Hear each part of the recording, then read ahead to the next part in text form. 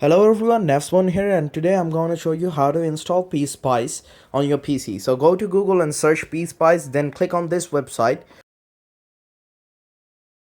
Now click download locally and save where you want to download your file.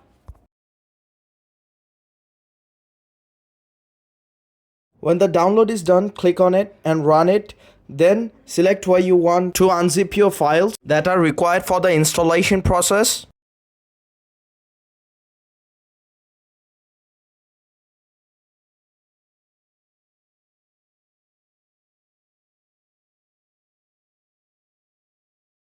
Now click setup, then click yes.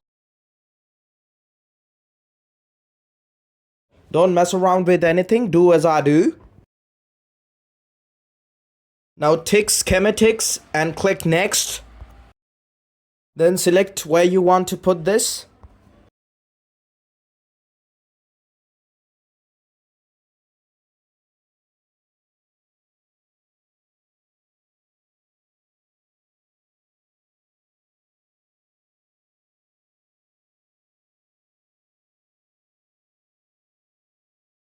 Now click next. As you can see, the installation has been started.